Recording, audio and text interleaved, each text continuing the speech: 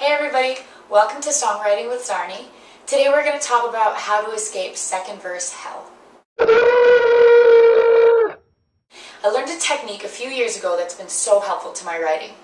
It's sort of an outline form that you make for yourself before you start writing, and it helps to organize your thoughts. Let's take a look.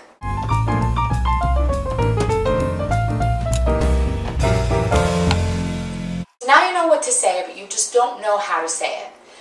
I usually start off my first verses and I always say too much off the bat, and then I realize that I run out of things to say. That's a problem that a lot of songwriters have, and this box technique really helps to prevent that from happening.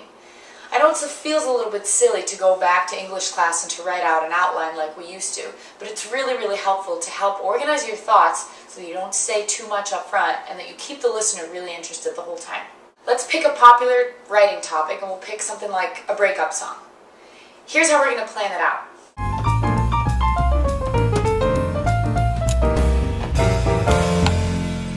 I want you to take a minute and picture Russian nesting dolls. The same way that these dolls fit into each other, your boxes are going to grow in size. I don't necessarily mean in length, but in emotional weight. Imagine if you provide the heaviest part of your song off the bat. The listener is not going to be as compelled to keep listening if you've given your heaviest information up front. If I was going to write a breakup song, instead of saying I miss you or something to that effect right up front, it might be more effective to paint a picture of the two people sitting on their porch on Sunday morning drinking coffee together and making it sound like it was in the past tense.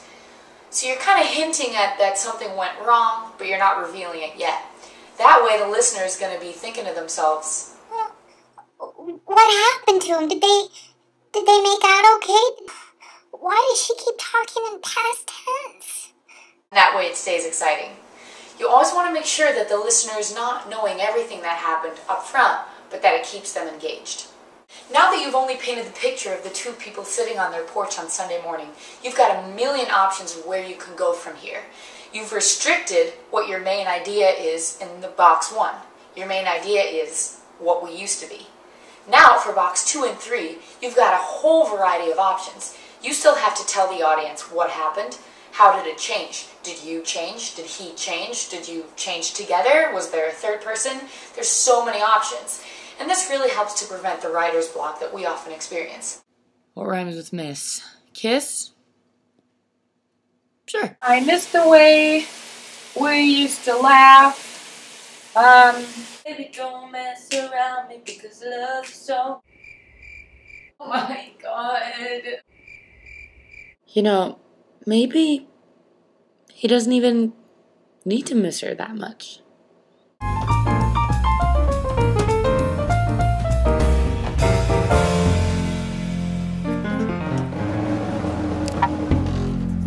No wonder you're running out of things to say.